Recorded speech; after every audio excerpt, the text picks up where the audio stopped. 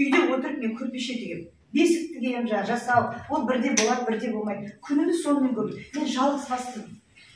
Күйеуім ол қайтыс болып кетті. Енді жүрейін десем, күніне 1000 теңге, мына Құдай тұр ғой төберде. Күніне 1000 теңгеден 10 күнге 10 000 Алмагүл деген ападан алып отырмыз страховканы. Енді бермей қойды ғой. Мына кісіні әдейі айттық, жаңа камера кірсін, осы уақытқа дейін кірген жоқ камера. Ешқандай жерде салынған жоқ, ешқандай мұқтажымыз жеткен жоқ үкіметке. Оны прекрасно біліп отырып, төменде кетеді, қалады, бітті. Яғни аттай алмайсың бұлай бұл. Қазір 2 адам келсе мына жерге өткенде біздің ненің қасында 50 жиналды силовиктер.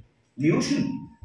2 айдан бері қарай ан жерден шығамыз, мына жерден шығамыз, бірақ бір ақылға келіп бұлай істейікші деп ортаға әлі бірде-бір көңілге қонатын мысалға бір заңды шығарған жоқ. Неге шығармайды? Келіп растамашка істеп қойған ғой. Қызылорда облысына келіп 700 мыңнан 800 мыңнан кредит алып төлегендер бар. Растамашка жасап қойған бәрі. Енді біз 10 күн сайын страховка алып айдап кетеміз машинамызды. Енді страховканы тоқтатып жатыр транзитке. Біз мысалға растамашка жасап қойдық, әрі қарай тағы төлейік десек, өтелмен перевозчигіміз мысалға 2,5 миллион, ал объемы 400 6 миллионға шығады мысалға. Оны төлеуге шамамыз келмейді ғой, өзіміз кредит алып машина алып келіп тұрмыз. Соны мысалға кеше штраф стоянкада жиналып жатырық. Жиналсаң әркім әр жерден тыңдайды да кетеді. Шешеміз шешіле ма, шешілмей ма, сол үшін біз басшы адаммен сөйлессек прямо шешіп беретін адам болса деген сұрақпен келдік. 10 күн сайын страховой компанияға барып, солар сізге бермей. Біздің келіп жатқан мақсатымыз осы жерде. Мынау ең бірінші мен мынау елдің арасында айтылатын бір мақал бар ғой, жақсы билік дейді, мына халықтың мұқтажымен алысады дейді, жаман билік халықпен алысады дейді. Соңғы кездерде халықпен алысып жатқан біздің ол сіздерді айтпаймыз. Біздің мына Қызылорда облысындағы әкімшіліктің істеп жатқан, атқарып жатқан қызметтер өте біздің көңілімізден қонады. Халқына бір жақсы сондай қызметтер жасап жатқандарын көріп отырмыз. Сол себептен де біз келіп, осы билік басындағы осы жердегі басшыларға келіп, өз мұқтажымызды жан айтаймыз, жеткізу үшін келіп тұрмыз ағайындар. Сондықтан да мына жерге прокуратураның ішкі істер жаңа комитеттің тағы басқа басшылардың осы ішкі әдейі шақырып отырмыз. Енді бір кісіміз жоқ, мен кішкене отырып, келмеймін деп прокуратураның сол кісі келсе, мен біраз жолға айтамын ғой деп тұр едім. Біздің мәселеміз ол тек қана страховкаға тіреліп тұрған жоқ бұл жерде. Біздің мәселеміздің түбі анау осыдан бір 7-8 жыл бұрын, 6 жыл бұрын шығып кеткен жаңағы заң жазып жібергенде болды. Содан бері қарай қатты қысылып келе жатырмыз. Біздің автопаркіміздің жасы 22 жылға жетті. Ең мәдениеті төмен халықтың өзінде 11 жыл. Қазір бізде 42-44 жылға дейінгі автокөліктер жүргендіктен біз енді қалайда мынау кешегі Өтезгордың жаңағы несін бағасын көтеріп тастағандықтан оны да өздерінің бір себептерімен көтеріп отыр. Ол ешқандай халыққа да мынау үкіметке де оның пайдасы тиіп тұрған жоқ. Оны неше рет халық дәлелдеп беріп жатыр, бірақ ол дәлелге өйтіп бас ұрып бір ауыз мынаны біз мынау нені ақшаның мынаусын жаңа финансын мынаған жіберіп жатырмыз. Мынаған пайдалы болды. Мынау ақшаменен мына 1,8 миллион какой-то 2 кубтық жаңа литрлік 1,8 литрлікке біз 1,8 тек қана первичкаға ғана береді екенбіз. Өтелізордың бағасы 925 мың теңге деп бізге көзімізде батыр айтып қойып жазып берді. Мен өзім 2,8 мың жаңа кредит алып, ар жағына тағы да 1,200,000 бүкіл бала шағамнан қысып жинаған ақшаменен алып келген көлігіме мен тағы да 2,8 мың теңге 1 литр 800-ге мен сонда ақша төлеуім керек екен өкіметке. Бізді осылай қысты. Енді келіп кеше біз жанайқайымызды ортаға салып әрбір қозғала бастаған кезде бұл өкіметтің енді жоғарыдағы сіздердің кінәңіз емес ол. Олар келіп бізді жан-жақтан қыспаққа алып кислородымыздан қай жерден прикрывать етілетінін олар біледі ғой. Келіп ендігі өздері айтты, сіздер страховой егерде заңды түрде болса жүре беріңіздер деді дағы. Олардың енді хамелеондығын айтайық та, бұл ортадағы кейбір жаңа заңсыз басшылар. Келді оны да жан-жақтан қысып тастады. Міне Жусан банкіден әп-әдемі қылып алып отыр едік. Мен бардым, көке айып етпеңіздер. Бізге жоғарыдан осындай тапсырма келді, берілме деді ма, біз оны заңды бұза алмаймыз. Заң емес ол жерде тұрған. Неге мысалыға басқа жерлерде жаңағы беріліп жатады Қазақстанның басқа өңірінде? неге мысалға жусан келеді дағы мен бере алмаймын. Мына бұл жердегі осы мәселені шешу үшін ана біздің ең бірінші жаңағы айтылып бас жиналып жатқаны мына халықтың жанайқайын жеткізу. Бәрі шырылдап отыр қазір бір-біріне хабарласып. Ол мына өтел сбор дегенді анау жоғарыдан неден өтел сборды 100 мыңға дейін ғана первичканы 100 мыңға дейін ғана соны егерде алып отыратын болса, соның өзінде өкіметке үлкен пайдасын келтіреді. Қаншама адамдар мынау автопаркті жаңартады. Қай жерде болса анау ремонтталып жатқан артынан жаңағындай түтін шығып жатқан бүкіл экологияға зияны бар. 20 жыл 30 жыл көлікті мініп жүр. Ары қарай алып беруге шамамыз жоқ біздің. Егер де мына жақта мүмкіндік болып жатса, мына Грузия, Армения, Қырғызстан барлығына еркіндік бар. Әрқайсысы пакетпен алып келеді де өздерінің мұқтаждарын орындап 7 жыл екен олардың автопаркінің жасы. Өйткені оларда мүмкіндік бар.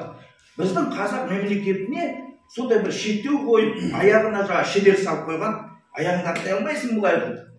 Қазір 2 адам келсе мына жерге өткенде біздің ненің қасында 50 жиналды силовиктер. Не үшін?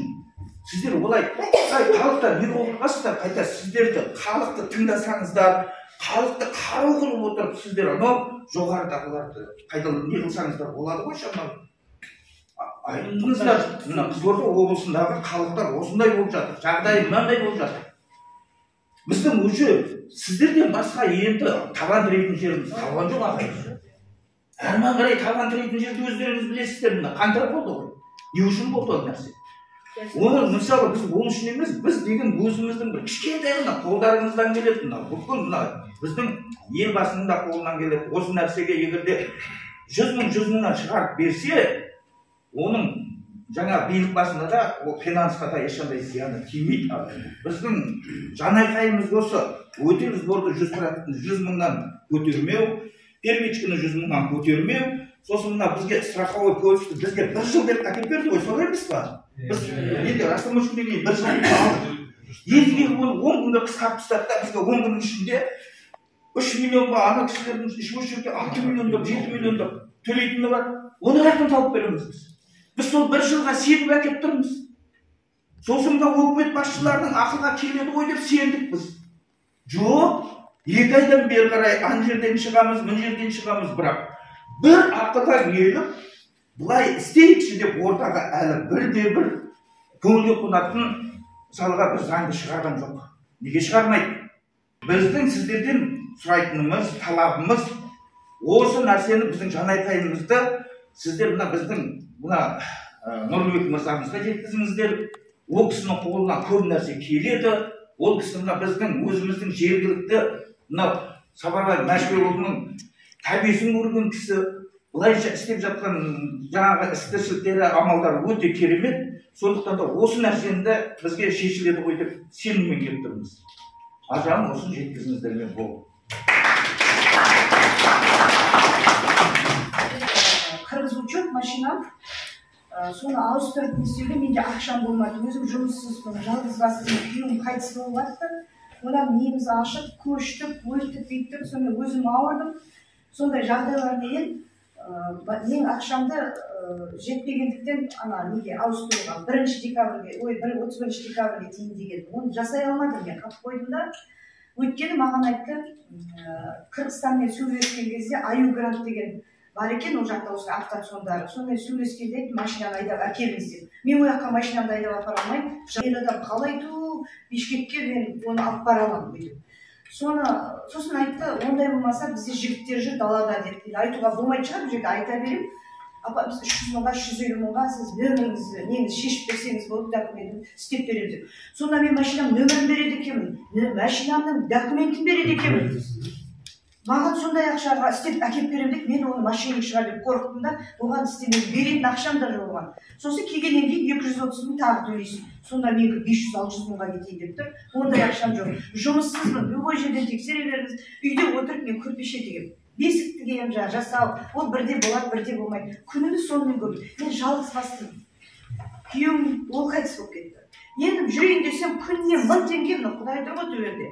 Күнне 1000 теңгеден 10 күнге 10 мың Алмагүл деген ападан алып отырып страховканы. Енді бермей қойды ғой. Ол да жоқ. Енді немерем больницадан шыққан, алған бірақ жаста ол немерем кішкентай. Енді физкабинетке тасып не істеп жүрейін десем, енді таксимен жүріп қалдым, өзі 3 күн болды, машинамды қойдым, қорықтым, 590-да 2 менен алдында ұстап, сол таусылдап, страховкам жоқ, артынан қуып келіп ұстап. Сол страховкаңыз жоқ болғасын төлейсіз деп, сонымен штрафын бәрін төлеп, нөмірімнің бәрін жұлып алып кетті, қайттан алдым, бәрін төлеп. Енді қайттан мұндай төлегім келмейді, еще лишениеға кетеді барамын деп тұр. Енді тіпті деген аяғына тұсалып қалдым, не істерімді білмеймін. Енді қойды анау 1000 теңгеден де ала берейінші апа десем жоқ дейді. Енді тағы бір жігіт шықты, мен 14 мыңнан беремін аға. Атым мөлдір болады. Мынау шыныменше уже үкіметтің қысуынан біз шаршадық. Түнде де мен өзім мұқтажыммен көшеге шықтым. Бақа страховкам срогы бар 9-на дейін. Гаи қызметкерлері тоқтатты. Не үшін? Браконьерлік іс-шара жүріп жатыр. Қолында ешқандай құжат жоқ. Мен айтам, протоколыңды көрсет. Машинадан браконьерлік не бойынша мен айтам, менің түрім браконьерге ұқсап тұрма. Сен сол не ғой енді жаңа мечник па не дейді, сондай жүреді ғой рейдқа, сіз не дейді сіздерде? Сондай ай, бірінен 25 дейін сондай ай машинадан түсіңіз, маған багажды ашыңыз дейді. Мен айтам, сен қолыңдағы протоколыңды көрсет. Мен прекрасно біліп тұрмын, сен транзит номер тексергің келіп тұр, менің страховкамды тексергің келіп тұр, страховка берілмей қалған ол кісілер прекрасно біліп тұр. Bir түнде маған 3 сағаттың ішінде, мен қалада өз мұқтажыммен жүрдім, 3 сағаттың ішінде 2 рет тоқтатты мені. Мен өйткені грузиялық машина мінгенмін. Екеуінің де айтқаны сол біріне, браконьерлік. Мен ешқандай браконьерство жарайды, қазір заман неше түрлі адам бар дейсіз. Мен де мысалы нарада қарап отырсаңыз, костюм шалбары киіп бір 700 мың, 500 мың айлық алып отырған кісі жоқ нарада. Кілең охрана, мұғалім 150 мың, 200 мың айлыққа қарап отырған кісілер, менің өзім 200 мың айлыққа қарап отырған кісімін. Үкіметтен ешқашан ештеңе сұраған емеспін, үй сұрап жатқан жоқпыз, машина сұрап жатқан жоқпыз. Мен де өмірдің талқысына түсіп, жалғыз басты көп балалы анамын мен де. Нексі автокөлігім болған кредитке алған 1,5 жыл жұмыстан шығып таксовать етіп, сол кредитінен құтылып 4 миллион 700-ге осы машинаны өзім неге жаңағы алып келетін кісілер үстіне 1,5 миллион 2 миллион қосатын өзіңіз білесіз. Өзім барып прямой алып келіп, сестраммен барып, 2 әйел адам барып, осы машинаны қуып алып келген жайымыз бар. Енді bu жаққа келгенде бізге 1 жыл жүре аласың, жарайды, 1 жылдың ішінде біз шамалы ақша жинармыз, 2 миллион болсын мейлі жарайды, тәуекел оған да көндік. Сөйтеміз деп отқанда енді барып жаңағы айтып отырмыз сіздерге, кислородымызды қысып, бізге ертең күні мен 4 бала шағамды тасып мектепке қалада оқиды, бәрі мен шет жақта тұрамын, қалаға тасуым керек, баламды логопедке апаруым керек, кішкентайым 5 жаста.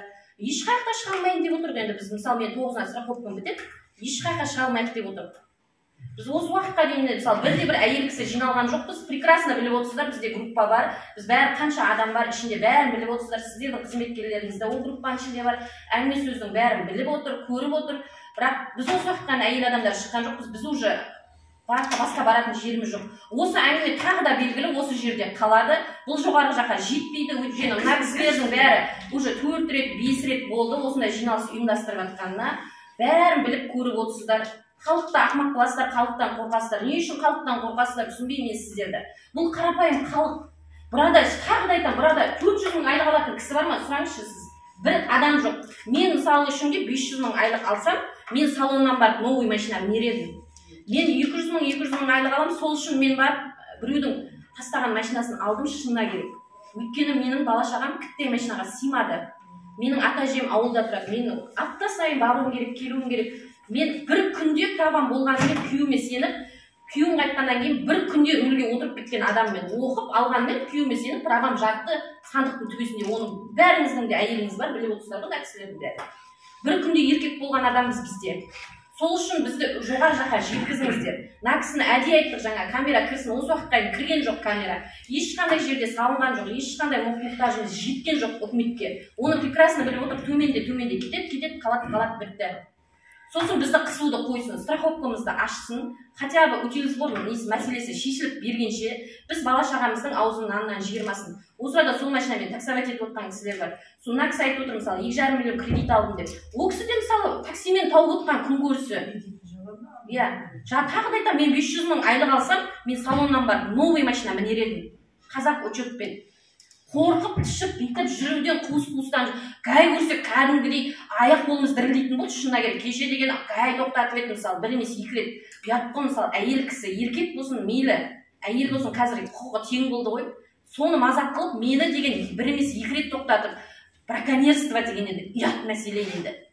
Мен бір браконьер ұқсап бір спортивный киініп алсам екен, кәдімгідей жұмыстан шығып өз мәселен бала шағам мәселесімен жүрген адам ұят мәселе енді. Еркектік сындаңызға осы халықтың мұң-мұқтажын тыңдап отырсыздар ғой, бір талабымыз бар. Осы мұң-мұқтажын нақты жеткізілген жөнінде жұмысты біздің активистерге берсеңіздер, қалай жеткізесіздер жоғары? Оңыз ол. Ешқандай жоғарыға барып жоқ. Қандай не істейсіз, жазасыздар ма или не қандай обращение болады? Нақты жауап бізге просто жеткізіңдер деген. Азанда уайыммен тұратын болдық, азанда уайыммен. Не болады? Ағайындар, халық дегенде бәрімізде осы ортада бәріміз өмір сүріп отырдық. Бізде аспаннан түскен жоқпыз. Мен өзі отқаның өзін 20 жылда еңбек етіп, оқып, осы жерге келіп отырған адам азаматпын. Өздеріңізбен біргемін. Менде мені көріп жоқ, мысалы. Шын айтқан. Айта берсін. Мен де осы зейнеткермін. Өтіп бүйтіп кредит алып, қарыз алып, мен алып келдім. Ендігі қазір страховка да жоқ, дым да жоқ. Біздің талабымыз нені утилизбор, первичкіні 100 мыңға түсіру ғой. Негізді талабымыз сол.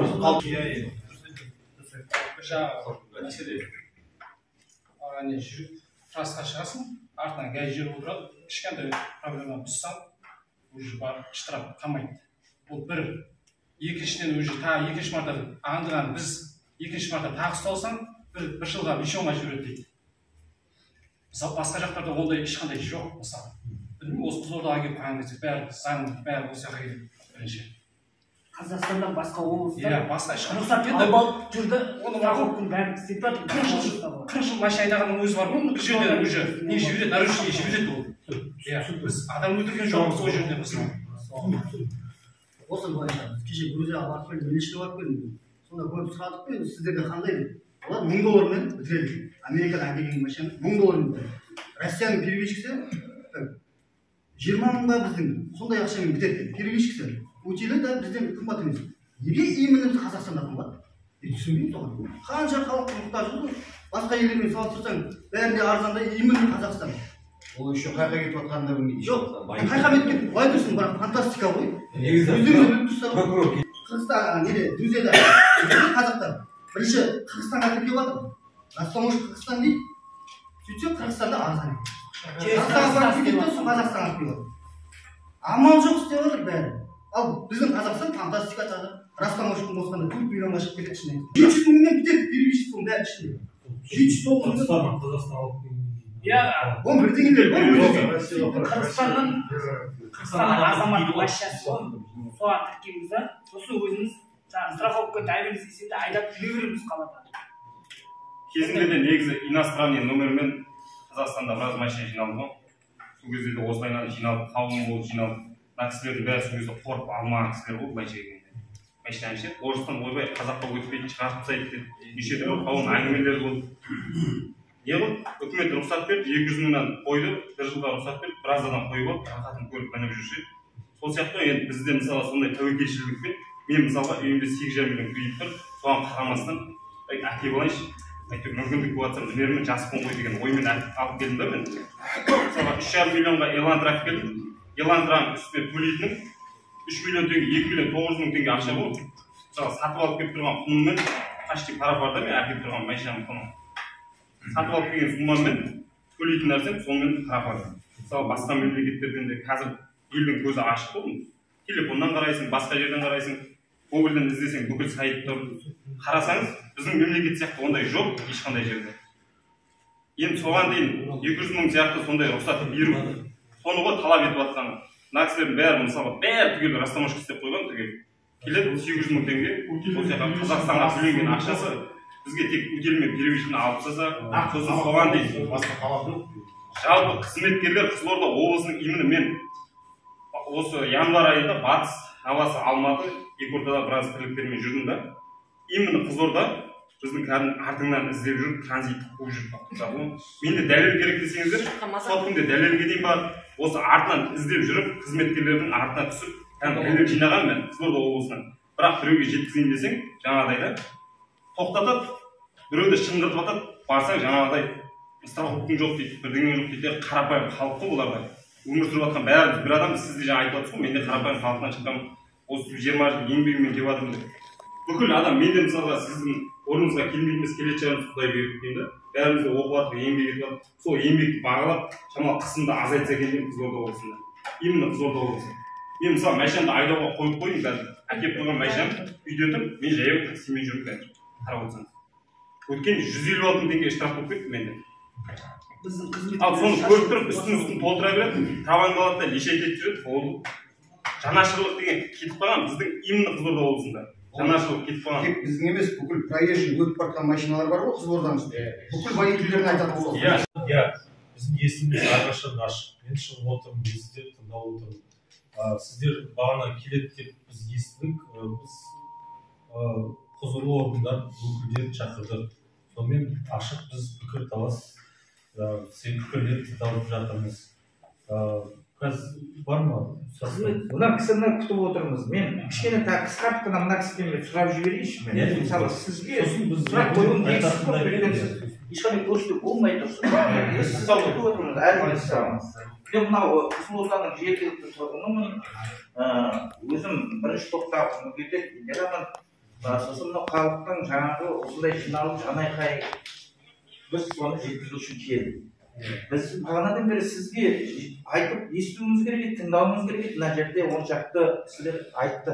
Өзінің әрбір жанайқай әртүрлі болып шығады ғой дауыс. Менің сізге тікелей сұрайтын сұрағым. Біз мынау 2 айдан бері қарай мынау өтел сборменен первичканың қай мақсатта, қай жерге, қандай нәрсеге кіріп, не орындалып жатқанын сұрап жатырмыз. 2 ай болды. Бірақ соған тікелей мынау биыл басындағы бір азаматтың басшының бізге тікелей мына жерде мынандай болып жатыр, мына жерде мынандай болып жатыр деген отчетін әлі көрген жоқпыз. Сіздер де біліп отырсыздар, осы жерге біздің келетінімізді, жиналатынымызды. Сізде осы жөнінде қандай жауабыңыз бар? Мысалға біз жаңа мына жерде сұрақ қойылып жатыр. Енді мынау қазақ үкімет бола ма, әлде болмай ма дедіңіздер ғой, солай ма? Ол бірінші сұрақ. Мынау өтел сборда біздің талабымыз 100 мың өтел сбор. Первичка 100 мыңнан аспау керек. Оның өзі де бізді сойып тастайды, мынау қарапайым халқы. Жаңа айтып отырмын, мына жерде 500 мың айлығы бар болса, көріңіз қол көтерді, 400 мың. Пенсиямен отырмыз. Енді осыған тікелей сіздер дайындалуымыз керек еді ғой. Біздің облыс басшылары осы сұраққа қандай жауаптарыңыз бар? Соны айтыңыздаршы екен. Сіз не қылып жүрсіз бағанадан бері? 20 минут болды сізді күтіп отырмыз ғой. Сосын да страховканы қаншалықты заңды страховканы қыстық. Жүргізбей қойдыңыз. Қымбаттатып, бағасын көтеріп, жүргізбей. Біздің алып жатқан жолсабымызға, басқамызға осы жоғары жақта қысым келіп, болды, көге бермейміз деді. Есім Қуанов болады, қалалық прокуратураның алып.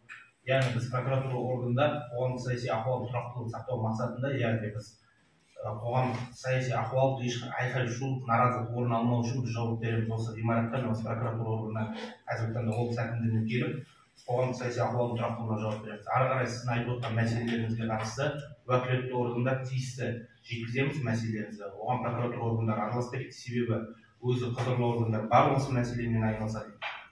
Соларға мән-жайды жеткізіп, мән-жайды жеткізіп, осы мәселені шешу бағытында түсіндіріп жеткіземіз басшылық тарапқа. Ары қарай біз прокуратура органдары тек осы қоғамдық саяси ахуалдың тұрақтылығына сақтауына жауап береміз. Сұрақ қойдыңыз ғой, мен жүргізушілерге осы мәселе бойынша. Енді страховкаға байланысты. Мен түсінгенімше сіздер 10 күн, әр 10 күн сайын страховка алатын тұрсыздар, бірақ соңғы күндерге сіздерге бермей жатыр. Қазір біз ол мәселені зерттейміз. Сіздің жаңағы 10 күн сайын беретін дүниелеріңіз неге қазір страховка компаниялар бермей жатыр? Страховка компания өздеріңіз білесіздер, жеке мемлекеттік страховка компания жоқ. Сондықтан қазір барлығына хабарласып шығу керекпіз. Сосын білу керекпіз мән-жайды. Тапсырма берді, ненің негізінде бермей жатыр, ненің негізінде бағасын өсіріп жатыр. Сосын сіздерден өкіл болады, сол өкілдерге хабарласып, біз оны естейміз. Егер де ол кісілердің тарапынан заңсыздықтар болып жатқан жағдайда, мен тиісті құзырлы органдарға қатынасқан жерлер олардың іс әрекеттерін тексеруге байланысты келісіп қояды осы мәселе. Екіншіден, мына апамыз айтып отыр, тағы бір орталарымызда бар.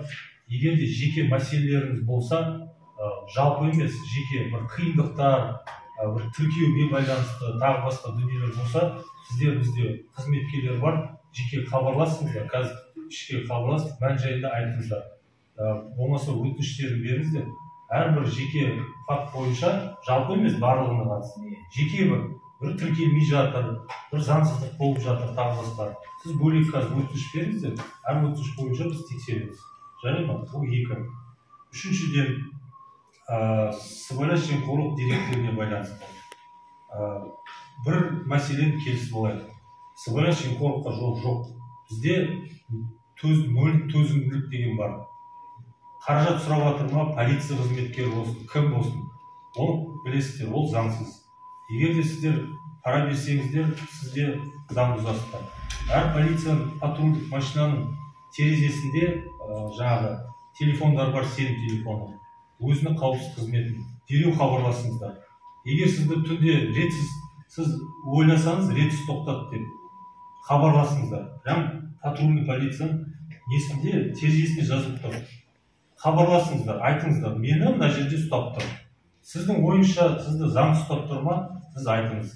Егер заңды болатын болса, сізге де еш нәрсе болмайды, патруль қызметкер, оған қорқу қажет жоқ.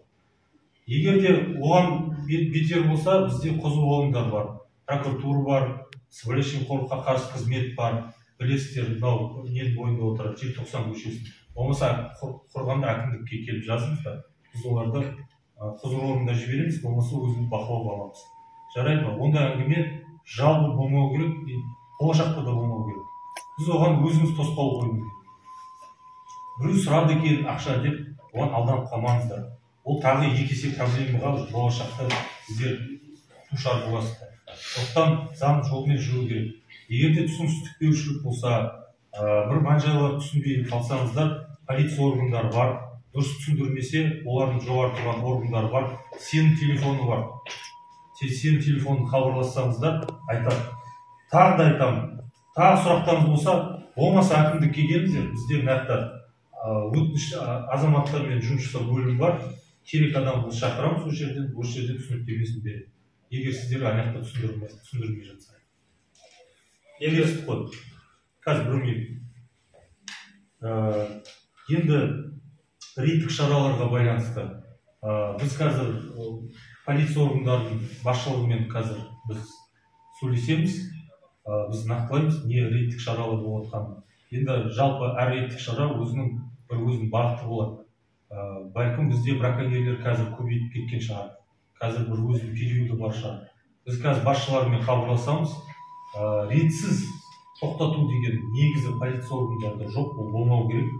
Бұл мәселе бойынша біз қазір полиция органының басшылығымен біз сөйлесіп, біз бұл мәселені талқылаймыз қазір. Қорытындысы бойынша да мен өкілдерімізге қазір хабарлаймын. Жарайды ма? Енді жалпы көтерілген мәселеге байланысты. Бұл бүгін көтеріліп тұрған мәселе емес. Бұл мәселені сіздерден басқа облыстардағы азаматтар көтеріп жатыр. Бұны парламентте де көтеріп жатыр. Қазір бұл мәселе талқылауда. Үкіметте бір күнде шешім қабылдамайды. Барлығы да ояқта әр нәрсенің өзінің реті бар, есебі бар. Сондықтан да бұл талқылаудағы мәселе айында. Сондықтан да сабыр сақтап, орталықтың шешімін күту керек. Сосын сіздерде орталықтың шешімі шығам дегенше страховка бізге бере берсіңдер. Енді мен оны ең бірінші страховка бойынша айтып.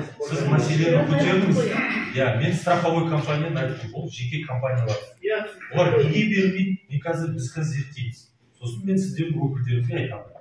Жаңағы рейдтік шара деп жатсыздар ғой. Сол рейдтік шараға тоқтатқан қызметкердің қолында нақты қаулы болу керек па? Бізді мысалы тоқтатқан жағдайда. Рейдтен ол рейдтен ішкі істер министрлігінен келеді ол. Жеке инспектордың қолында жүрмейді. Мысалы басқа облыстарды тоқтатса, қағазын сұрасаңыз, мен айтып отырмын ғой, шыны керек, набасы Атырау, набасы Алматы жүрем. Екі ортаға тірліктермен былай жеке өзім итмен мысалы темірмен айналысам, сол жұмыстармен жүрем. Сол екі ортада Қызылорда облысынан басқа жерде бүкіл облыстың видеосы бар, көрсетіп десеңіз, қазір телефонды алсаңыз, көз алдыңызға көрсетіп беремін. Мысалы именно Қызылордадан сұрасаңыз, неге бізде қағаз жоқ? Бес миллион неге тоқтатамын ешкімде жазылмаған негізінде. Оны алып жүру деген. Бірақ соған сәйкес жұмыс жасайды. Мысалға енді қолымда қағаз жоқ, иә, мен сөйттім да үстінен арыз жаздым ше. Сол қызметкердің үстінен арыз жаздым. Сөйтті да маған сообщение келді. Ол ісіңіз қысқартылып кетсін деп. Сонда әрі қарай арызды кімге жазамын мен? Өзінің құрылыс басқармасы бар бізде. Жеке құрам бойынша инспекция деген бар. Қадағалайтын органдар. Шағыңызды полиция департаментіне шағым келдіңіз, құзырлы органдарына жолдап, сізге тиісті жауап береді. Одан жоға адам жоқ қой, мен соған деп бардым мысалы. Ол адамдар шағымдансаңыз болады, өз құзыретіңізде ешқандай сіздің конституциялық құқығыңызды ешкім шектемейді. Жоқ, просто қысқартылып кетуге не негіз болады деймін да, соны білгім келеді. Мән-жайды ол жерде көрмеген мен де баға бере алмаймын. Материал қаралмайды да бізде просто. Материалды қарап мен де баға бере алмаймын сіз ненің адымнан кетіп мысалы бірден бастап кеш тоқтады ғой страховка, мысалы көбісі жүре алмай отыр. Бізге страховка сіз бір-екі күн шешеміз сол, шешемдегенше бізді гай тоқтатады. Сіз қазір бұл күнде айтыңыз, тасыма беріңіз. Мен қазір айтып тұрмын. Осында Грузиядан әкеп растамашка істеп қойған 1000-нің үстінде машина бар. Жоқ, просто енді қазір сіздер айтасыздар 30 адам келіп 30 адам тірліге қарамайды ғой былай. Жоқ, мәселе ондай емес қой. Ол есептің бәрі жоғары жақта бар. Оған әр облыста қанша көлік жүр. Сіздер кеңесті уақытша бәрібір тіркейсіздер ғой. Уақытша тіркегесін ол есеп болады. Сол үшін жинадыңыз. Сіз қандай шара қолдандыңыз?